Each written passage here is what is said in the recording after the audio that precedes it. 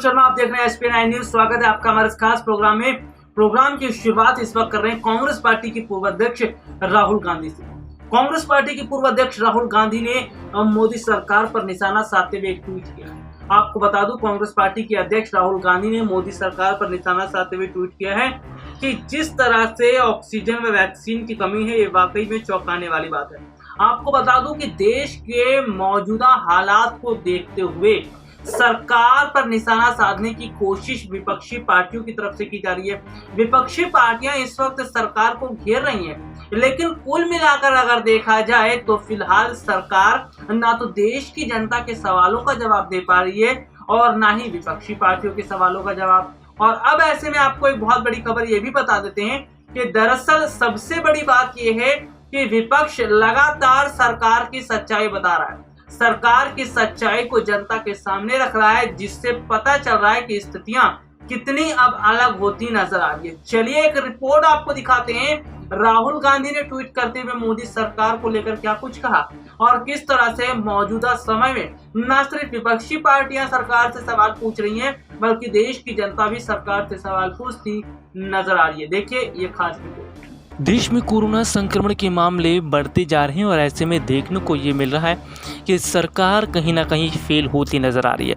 जिस तरह से अभी तक सरकार ने व्यवस्थाओं पर ध्यान नहीं दिया, देश के हालातों पर ध्यान नहीं दिया और कुल मिलाकर देखा जाए तो सरकार का पूरा ध्यान एक तरफ तो चुनाव की तरफ रहा और दूसरी तरफ अगर देखा जाए तो चुनाव खत्म होने के बाद अब सेंट्रल विस्टा प्रोजेक्ट पर है। यानी कि देश की जनता को अंधकार में रखकर सरकार अब अपने काम पर लग चुकी है, लेकिन अब देश की जनता ही और विपक्षी पार्टियां सरकार से सवाल पूछती नजर आ रही हैं। आपको बता दें, कांग्रेस पार्टी के पूर्व अध्यक्ष राहुल गांधी ने मोदी सरकार पर निशाना साधने के साथ साथ ट्वीट किया, पीएम केयर्स के वेंटिलेटर और स्वयं पीएम कई सामान्यताएं हैं, दोनों का हद से ज़्यादा झूठा प्रचार, दोनों ही अपना काम करने में असफल, ज़रूरत के समय दोनों को ढूंढना मुश्किल।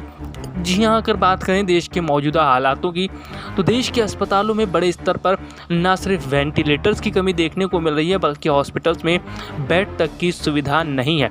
और ऐसे में देखने को मिल रहा है कि सरकार बड़े स्तर पर जो अभी तक वाहवाही लेने का काम कर रही थी, सरकार की वही वाहवाही अब पूरी तरह से विफल साबित होती हुई नजर आ रही है।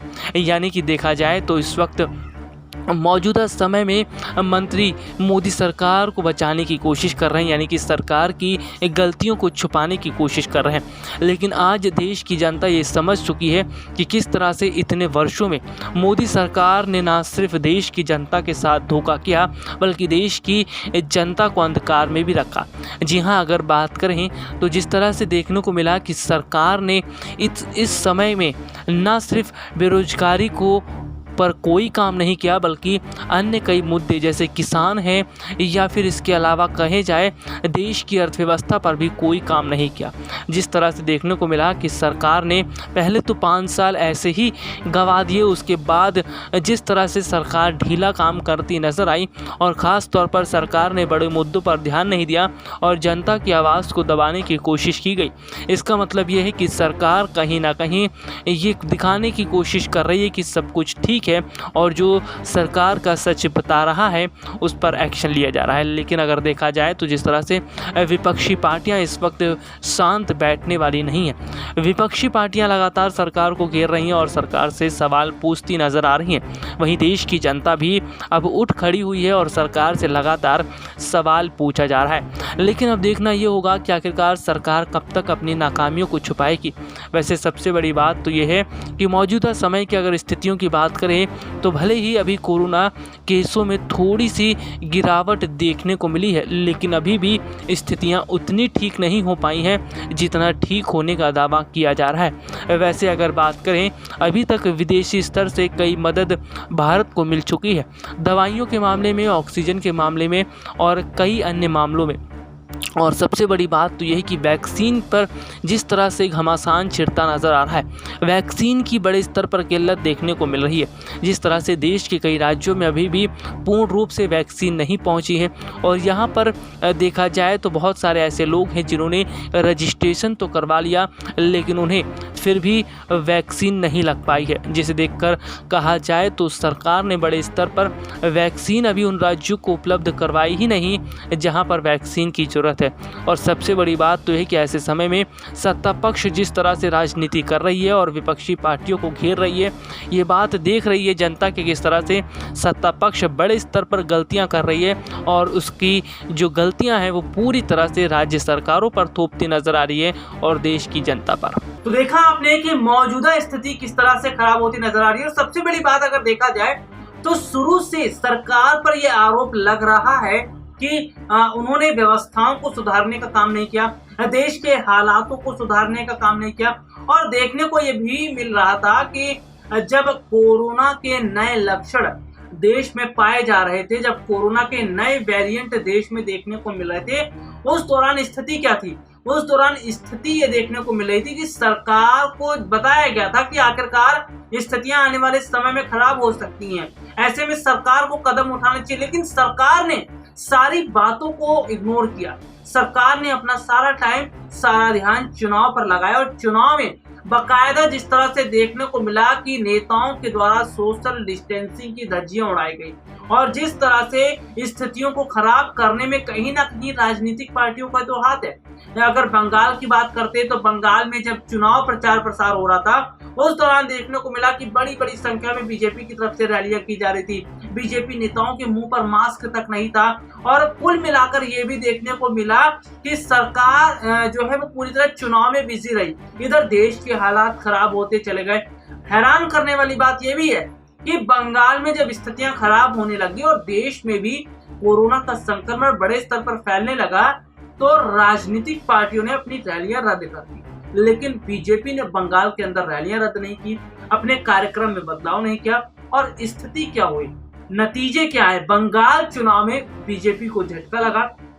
बंगाल में बीजेपी की बड़े स्तर पर हार हुई और 100 का आंकड़ा भी नहीं छुपाई। जिस बीजेपी ने बंगाल चुनाव जीतने के लिए बड़े स्तर पर पार्टी के लिए प्रचार प्रसार किया, बड़े स्तर पर काम करती नजर आई, उसी को अब बड़ा झटका बंगाल में लगा।